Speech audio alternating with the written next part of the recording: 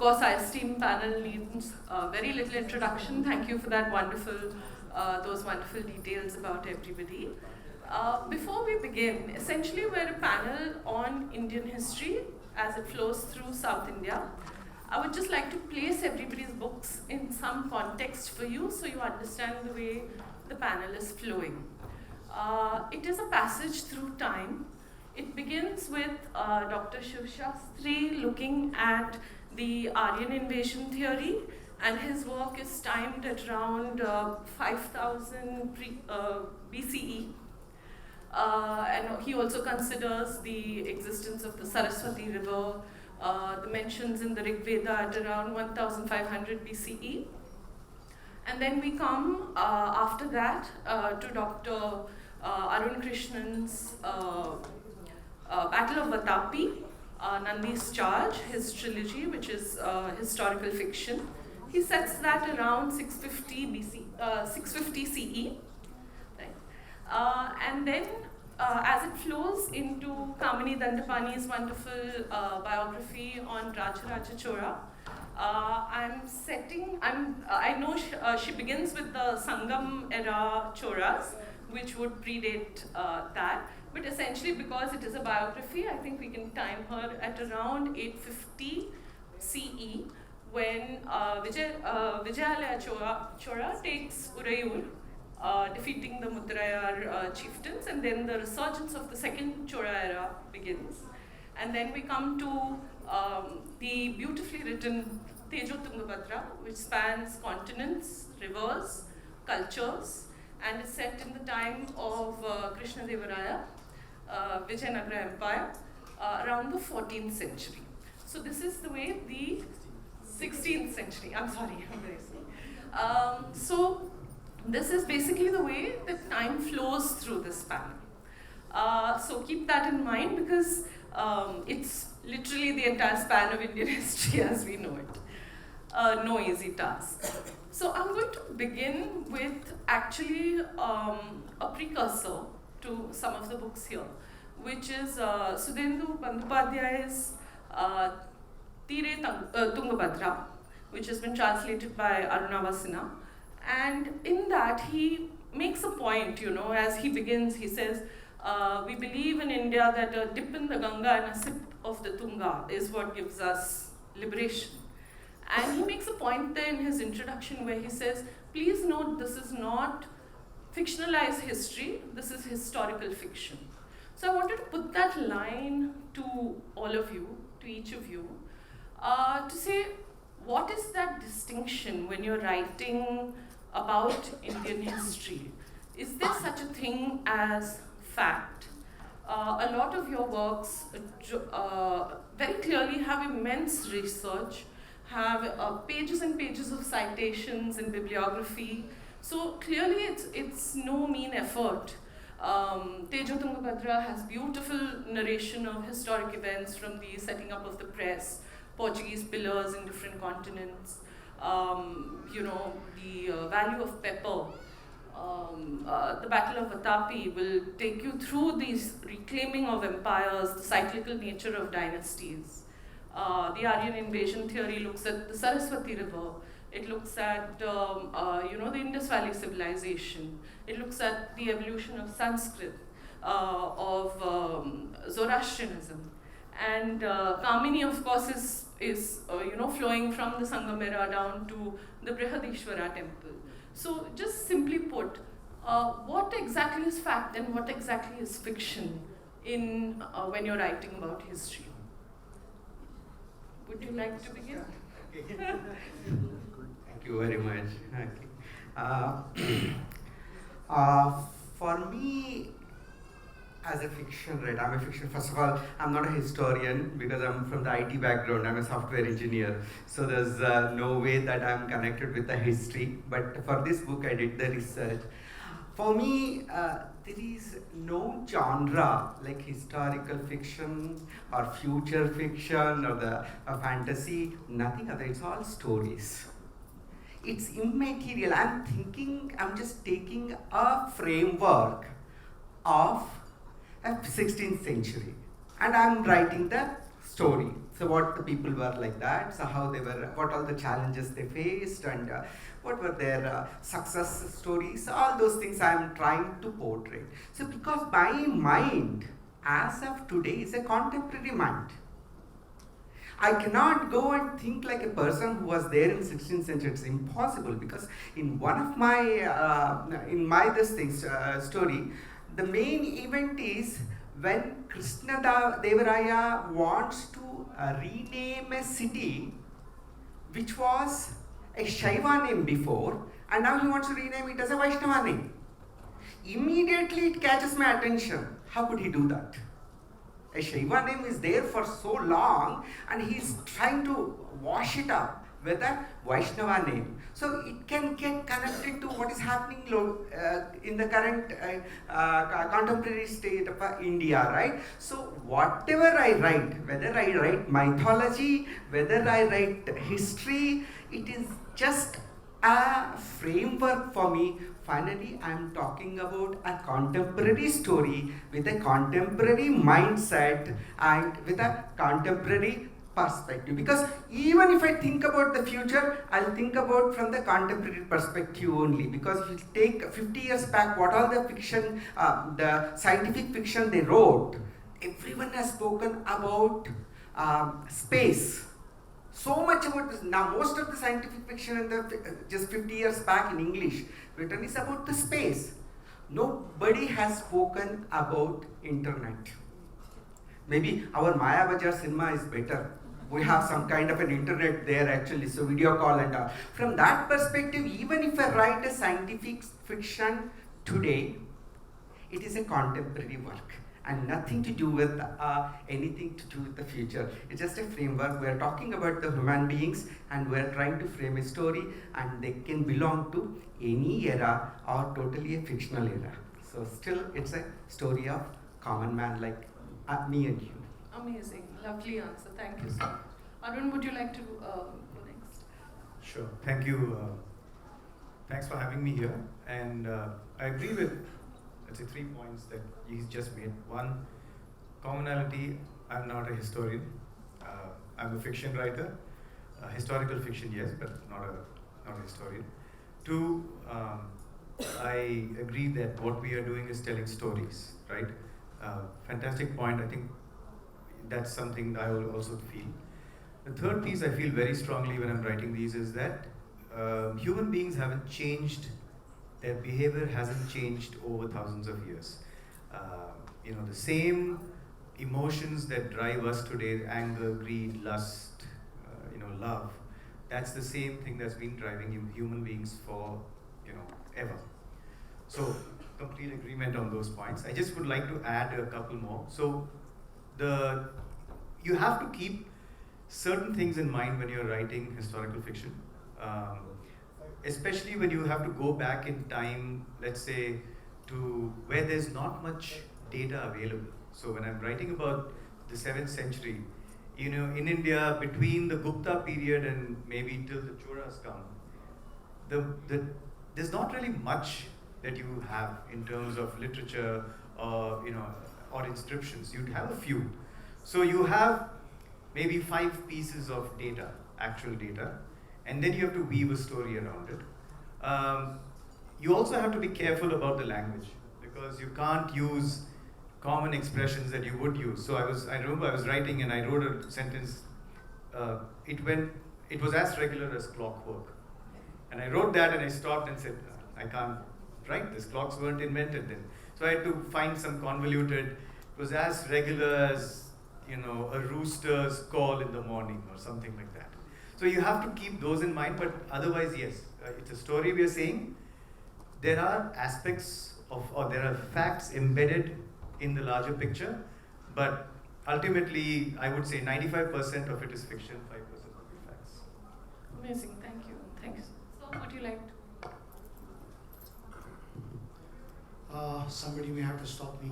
I read mostly non-fiction. I have so far written only fiction, except for my little contribution to my friends here in a book that's on sale now, Relationship Ragas.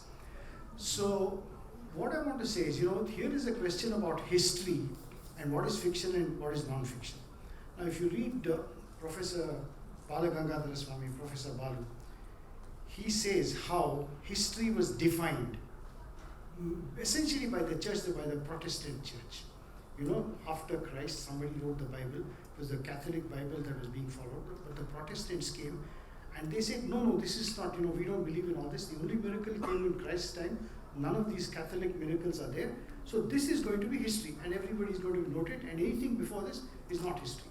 So what was done is our history was fixed. They said, Aryans came, and 1500 BC they came to India, they gave us Sanskrit, and our history starts then. Now this is the problem. This is history that has been fixed for us. Our history is what is history and what is fiction? I think I mentioned to you, all of us have 8 great-grandparents. Most probably, you won't know when your great-grandmother was born, you won't know where she was born, you don't know how long she lived. Does that mean she didn't exist? So just because it's not written and recorded, it does not mean it did not exist. So if you look at Wikipedia and ask, what happened in the Bronze Age, they'll say they had bronze, they had laws, they had people. This is nonsense. This is classified as history. If you look at it, our Puranas, our Itihasas are narratives. They talk about how people lived, what emotions they had, and as Arun rightly pointed out, this is history. And for instance, there's a book called, we always, when it comes from abroad, it sounds good. There's a book called Roots by a man called Alex Haley, an old book. Now this man is a black guy in America who used to hear stories that were sung by his community. And they had meaning, they had some meaning. And he went into the meaning and found that he could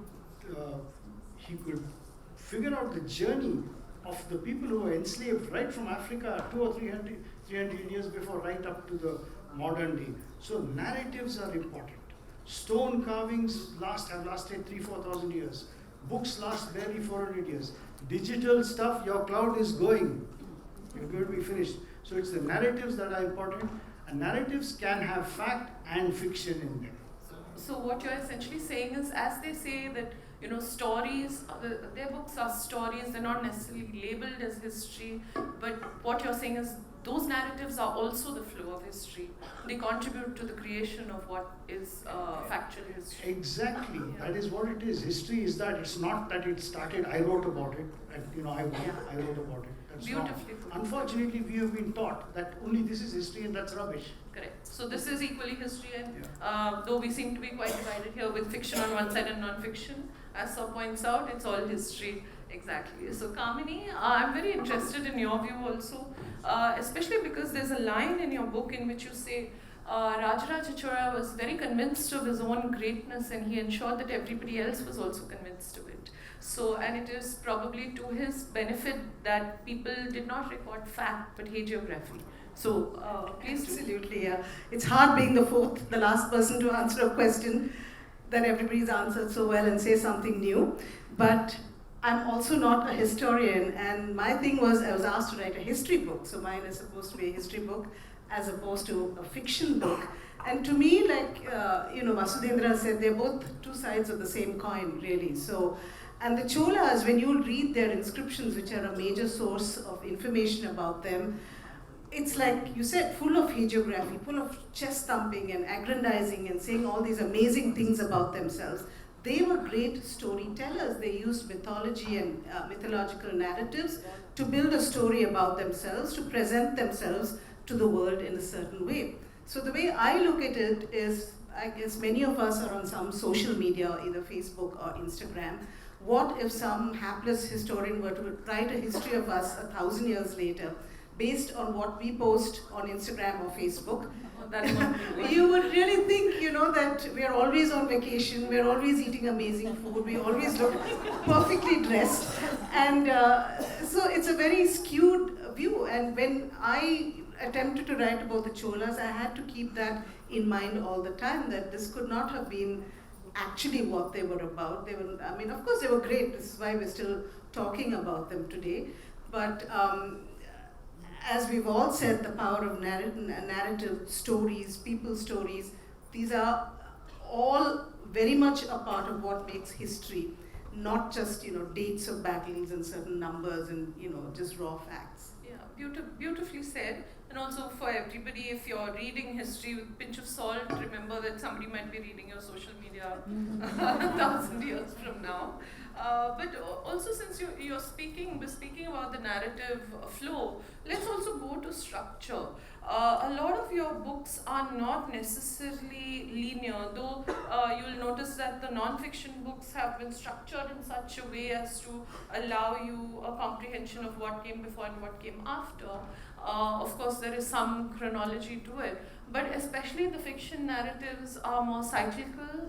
As Vasudhendra's Tejo Tungabhadra is, as I asked him the other day, it feels like a Yakshagana format, the folklore format of Indian traditional storytelling, which is stories within stories. And even within that, you realize, like Russian nesting dolls, this can go endlessly, but he, I think, chooses to stop at some point. Would you like to elaborate on choosing that process? For most of us, especially Indian authors, the impact of Mahabharata is very high. Okay, all of us have listened Mahabharata so extensively that it will be acting on your writing as well. So Mahabharata technique is like that. So it's like an onion. You open up the outer layer, you have inner layer. Or you open up that, another layer. Or you can talk about like that Russian doll, like the bigger one you remove, there is one more smaller one. So all are same stories only. They are stories, but smaller version, and again close it back. So and come to the bigger one. So that's how it is. So that impact is there on us. And keep reading, because linear is it is not vogue now actually, because people don't write linear. I don't have anything against the linear writing. If you read Ramayana is pretty linear actually compared to Mahabharata. It's one of the most beautiful tale. Here, if you read the Valmiki's version of the Ramayana actually straight away, so from his book, so beautifully written. It looks like a modern classic for me. So that beautiful it is. So if that is the case, you have to choose some technique. For me, the non-linear, especially for this, I wanted to carry two periods in parallel. Though I have written 25 years story, but the last 15 years in one layer and first 10 years in another layers I tried to do that one. So which gives like a thriller, like it's a suspense which I maintain throughout the novel. So that is the technique. But story writing techniques can be anything. So it is left to the author what kind of a techniques which you use. May not be possible for a historian. It's very difficult for a historian to do it. They have to tell the linearly what all happened. Still, people are trying to break that tradition as well. These days, modernists, people are breaking that tradition also. For me, that's the technique which I use. But what I looked at it is mainly is always in Indian historical fiction writing, there is a tradition of writing the stories about the kings, queens, and warriors, and praising some culture, praising some language, praising some particular country. So I said, I am not going to do that one. Of course, doing that one, you will get appreciation, great appreciation from the people who belong to that particular cult. So if I start praising with Chola, the Tamil was so great, so every Tamilian will accept it. But it will have a boundary of Tamil Nadu only. It won't come to Chalukya. So when Chalukya comes, people don't like that one. So I said, I'm not going to go for that bite. So I'm going to talk a history from the common man perspective. When you write from the common man perspective, entire thing looks very different. If someone comes to India and start writing only Adani, Ambani and all those people, and India is rich country, it's a wrong history. Okay, there are people who are dying without even food. And that was the case even at Vijayanagara period. Though historians call it as a golden period. No way. And our Purandaradasa has said it. Ellaru maduvudu Kanakadasa. Ellaru maduvudu hottegagi. So that means people who are struggling. There was so much of poverty. So that I wanted to capture. So if you look at it, in my novel, all big names like Krishnadevaraya, Manuel, the King Manuel of Lisbon, or it could be Vasco da Gama, or the Queen Isabella, they are all villains. Okay, but a common man is a hero. I tried to look the entire history from the common man perspective. So I was not keen on the praising of a historian, king, or a culture. Or, no, that is not. As a fiction writer, it's like writing an autobiography of a superstar, which I am not interested. Okay. Beautifully explained. Thank you. Before I pass it, I'll pass that to Kamini to respond, since hers is a autobiography of a king. But before I allow you to do that, I also wanted to say there's a marked departure in this series of books from those narratives of only the king, from the king's point of view, to the common man's point of view. Even Arun has a beautiful, his network of spies and thieves and traders.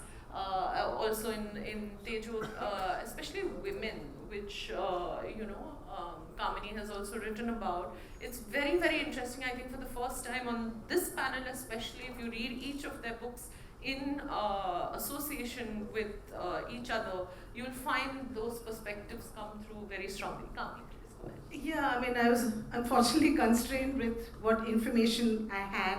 And as you say, history is written by the victor, so the sources were largely what, the kings had to say about themselves. So poor common man didn't have a voice at all. But, you do have a few nuggets here and there that I gleaned, from which you can kind of make some inferences about the not royal people. So one were the merchants and the merchant communities, who were a big part of the life of the Chola times. They traded within the country and outside, and then they had their own lives and structures that were outside the whole royal realm. They had their own villages in which they had their own village councils and their own laws by which they operated, and their connection with the kings was quite tenuous. They had their realm, the kings had theirs, and I guess they paid their taxes and everything, and it behooved the kings to kind of be good to them and not interfere too much, as long as the tax revenue was coming in. And the other nice thing was about the lives of women. Now, women's lives across history and across geography has been a mixed bag. So you can't say it's all bad or all good. So it was with Chola. So we have, examples or information about what the royal women did, the palace women, but also the temple women, who were definitely not the elite. And Rajaraja Chola built this grand Brihadishwara temple, to which he brought 400 women from neighboring temples, and he settled them there. He provided accommodation for them. We're not sure quite what they did. It doesn't spell out the inscriptions. People assume they're dancers, but it's not said what they did. But the wonderful thing is, so their names are given, or rather their monikers are given, which temple they came from, and how much they were paid. And this is true of all the temple employees. And the nice thing is that the temple women were paid on par with the men. So there was no gender disparity in the pay. So they got paid according to what they did, and there were men and women who were paid the same, of a certain, stature of work, and there were men and women who were paid less. So I was very happy to hear that. And also many of these women operated independently. They had some sort of agency over their lives as themselves, not as the wife of so-and-so or the daughter or the sister of so-and-so. So with the money that they earned, they were free to do what they wanted. So they could buy and sell land, they could donate to the temple, and this was all done on their own names as themselves. And they could also bargain with the temple to get privileges, like holding the fly whisk at a procession. So they would buy and sell these rights to do things. So that was at the peak during the time of Rajaraja and Rajendra, and unfortunately that kind of went down in later times, and you hear less of these kind of women, and they're doing things on their terms and on their names, and more of women as the wife of so-and-so and the husband of so-and-so. But these are all on the margins. Largely, I had to operate with the inscriptions of Rajaraja and of course, that was the focus of your book. Yes. So, essentially, I do understand. Dr. Arun, your book has a beautiful array of merchants, spies, thieves, soldiers, through whom you make the point, and you say this quite explicitly also, that the kings are going to do what the kings are going to do, and the empires are going to be at war, but the common man's life continues. So please do elaborate on that for us. Yeah, so I, just like you, I came to it from the same point that my biggest complaint with historical fiction as it is usually written is that it focuses so much on the king and the queens. It's almost like the king does this and the king does that. No, the king doesn't have time to go and be a spy. He has people for that. There's an army, there are generals, there are spies, there are going to be traders who are spies, there are going to be spies who are traders, etc., etc. If you read the book, the main protagonists are not the king. The kings make fleeting appearances in the backdrop of the story. The story is told through, the protagonists who are just foot soldiers and were sent out, right? Now, another interesting point, right? So I'm a Tamilian sitting in Karnataka, writing a story called Battle of Vatapi, where a so-called Tamil king defeats a so-called Kannada king. Now, why do I use the word so-called? I think it's extremely wrong for us to view the kings of the past through our current political and state boundaries, right? The way I think about it, at that point actually, it's a fascinating time period. If you just give me, I'll take Anand Ranganathan's 30 seconds from her. If you give me, the 7th century, you had 3 major kings. You had Immudi Pulikeshi out of Vatapi, or what is now Badami. You had Narasimhavarma Pallava, who was in Kanchipuram. And you had Harshavardhana, in Kannauj. And you had 3 massive kings, and then you had the entire Bhakti movement taking off. You had Appar and Sambandar and all of those in South. Yuan Sang visited, and he visited all 3 of these kingdoms. So it's as if somebody came, an alien visited Earth, met Biden, Xi Jinping, Modi, and Macron. It's incredible how this one man came from China and was able to meet all these guys. So, in fact, I don't look at them as, I don't see this as a Tamil king going up against a Kannada king. If we look at it that way, was Krishna Devaraya Telugu or Kannada? Right? Now that's going to, there's a storm. So I look at them as 3 great kings. They went up against each other. I don't think it made much difference to the people living in those lands who was in charge at that point, because there really was no difference. Right? It's not like later invasions where there was actually pillage and plunder of your temples and stuff like that. People came, they had a fight, there was a battle somewhere, this king lost, he ceded lands for the next 50 years, they belonged to that kingdom and they went about their work. So that's kind of how I've written it. And there's actually one place where I have Pulikeshi say this explicitly. So Pulikeshi is in Aryapura, which is the old name for anybody? Aihole. So he's talking to Ravi Kirti, the poet and architect. And he says, I hear that Narasimhavarma Pallava is building some temples in Mahabalipuram. And then he goes to say, you know what, in another life, he and I might have been friends. We have the same interests. I love poetry, I love building temples, but then we are kings and, I have to do what's best for my kingdom, he has to do what's best for his. So I think you've got to see it in a very non-partisan way when you talk about these things. Yeah, beautifully put, Thank you for that. So also I will pass this to you in terms of, because you speak a lot of the continuity of civilization. And so then my question to you would be, was continuity the function of empire building or of the common people? I think continuity is always because of the common people and not empire building. Empires always impose things that are completely meaningless. But if I may go back to the first question, which I found very intriguing, about what is linear, because I believe this has what is a linear view and what is not. There's a fundamental philosophical difference between Indian knowledge and Western knowledge. Okay, Indian knowledge is like studying the forest and looking at how the trees work together. Whereas Western knowledge is called reductionism. It's like you smash a watch to look at its parts. So if you look at the education that we all have, you have physics, chemistry, biology, history on separate cells. Silos. Yeah. Whereas everything is together. And so what has happened is when it comes to the narratives of the past, they've come and divided us up into Aryans and Dravidians, which is complete nonsense. They've divided languages, which is again nonsense. They've said that there are Indo-European languages. The Indo part of Indo-European was because it, associating themselves with Sanskrit gave them some pride. I've written about, I'm not going to expand into that. It'll take half an hour if I start talking about that. But then they said there's Dravidian languages. There's a lot of nonsense. So, they divide up. But still our country goes on because there are such close connections.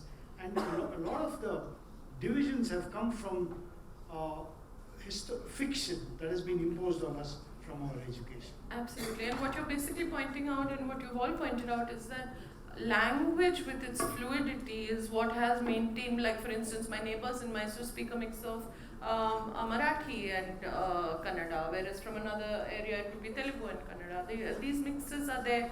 This is the living history amongst us that takes civilizations forward. If I just make a small point, if you look at Europe, France, French, Portugal, Portuguese, England, English, they have a different system. It's not like that for us at all. Yeah, it's more fluid, is what you're saying. Yes, Dr. Arun, please go ahead. So I just want to make one point, right? In this light of linear versus non-linear, we are not a linear people. Our entire thing is about cycles, right? Yesterday we heard Dr. Vivek Devroy talk about the sankalpam which is done before every homa, correct? Yeah. We say, what is that? Shweta Varaha Kalpe, Vaivashvata Manvantre. We are in the 7th, or is it the 8th Manu? I forget. 7th Manu. We are, I think, the 51st cycle. So we start off at a cosmic scale and then we come down to which, Bharat Jambu Dvipe, Bharatavashe, Bharatakhande. You come down to the exact Ritu, the month, the Shukla Paksha or Krishna Paksha. We are a cyclic race and we are kind of being force-fit into a linear narration, which I think we need to we are deracinated. All of us are deracinated in the way we are taught. I used to tell my kids, this is the history you learn to pass your exams and get good marks. I will teach you the actual history. Because what we are not being taught is not actual history.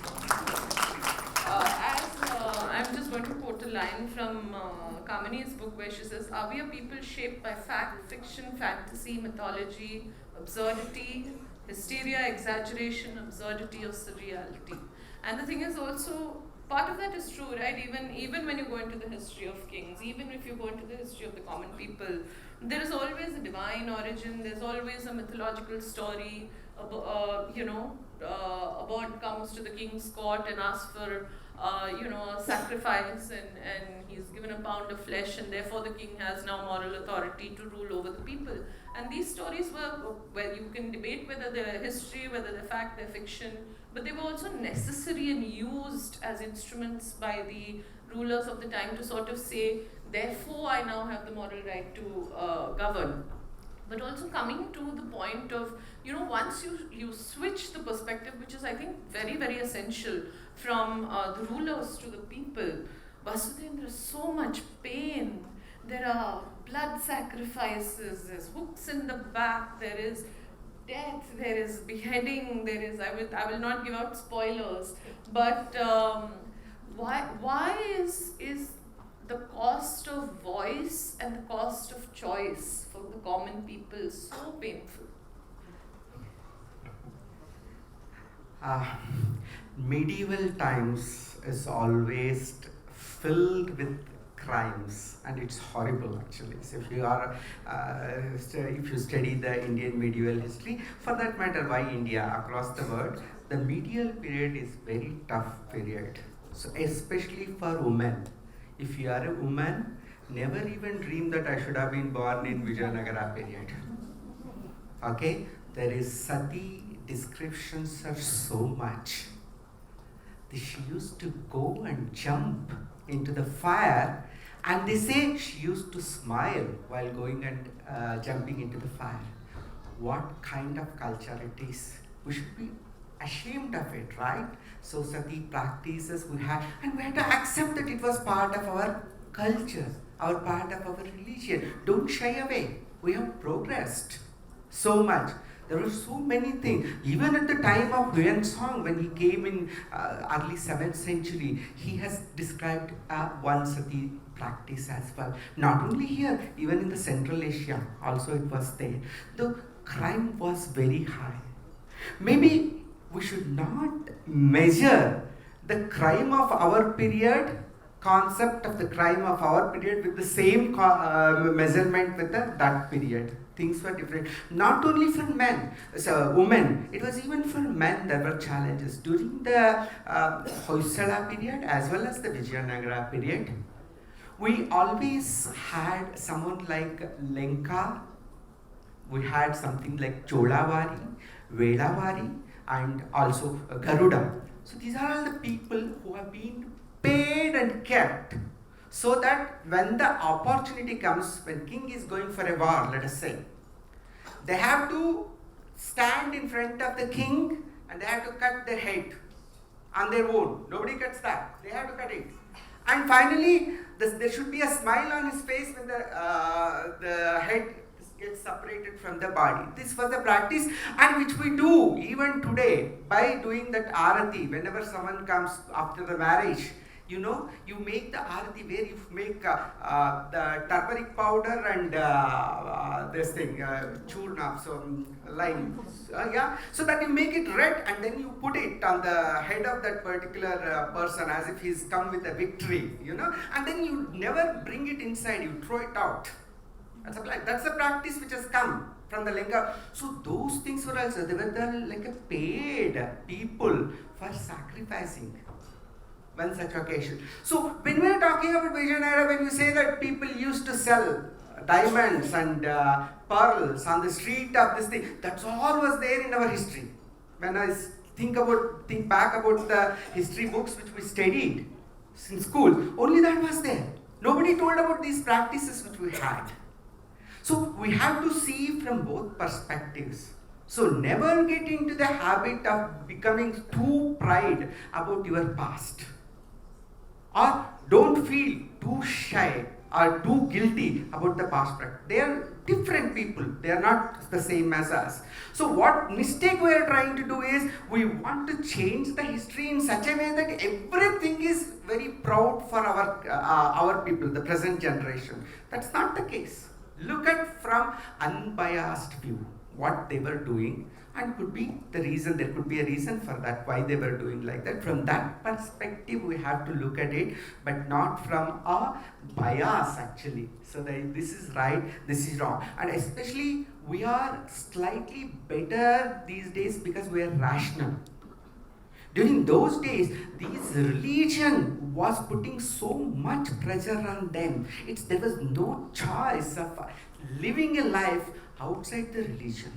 Nobody will accept you. If you say that if you do not belong to a religion, no one will accept you. You are forced to claim yourself as a particular religion.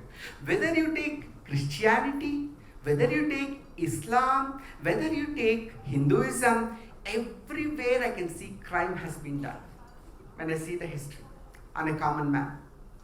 So you cannot ignore those points while looking at the history.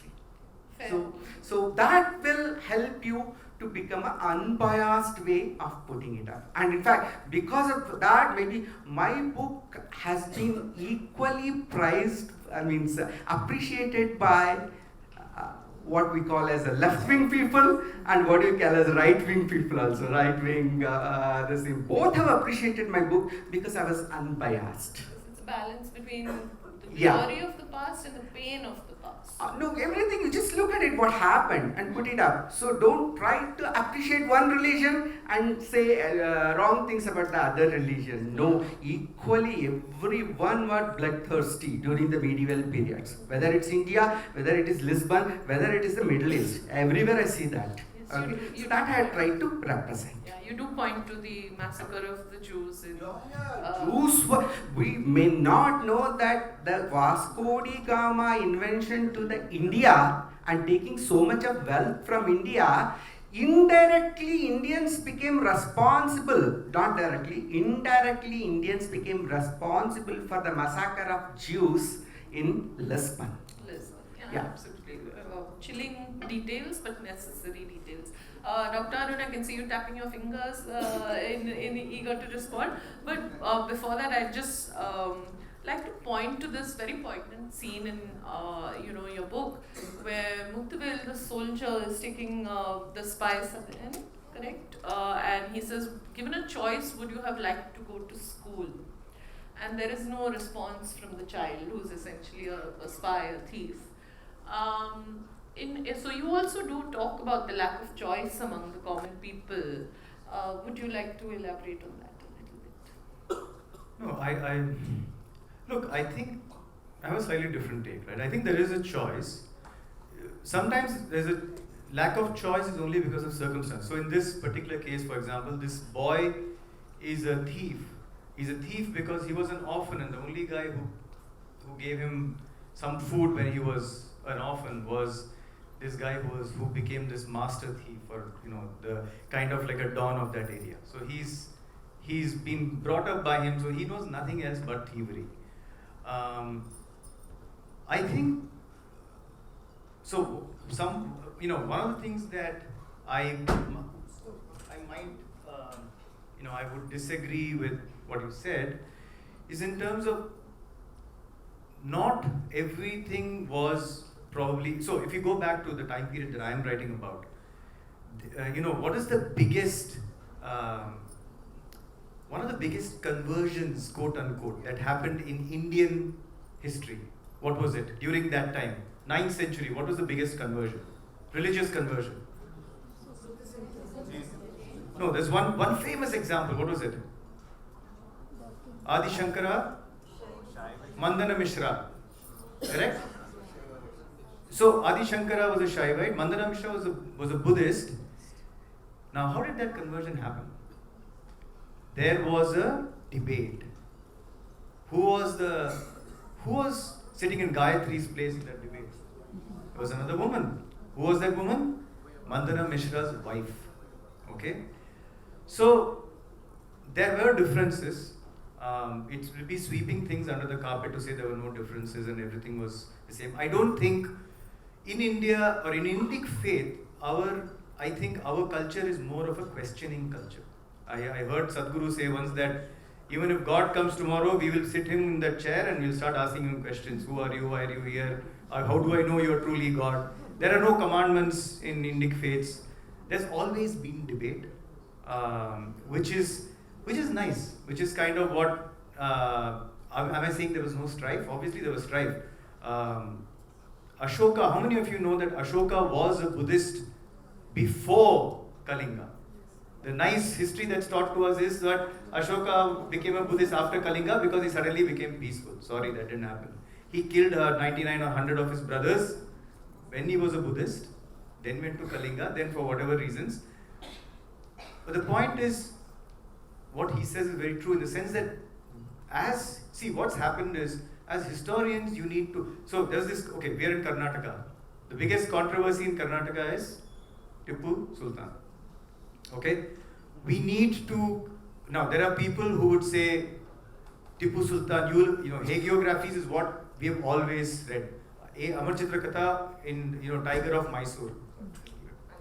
The Tiger of Mysore, right? And nothing bad is ever said about him. The other side would come and say, let's ban Tipu Sultan from history books. I'm against banning anybody from history books.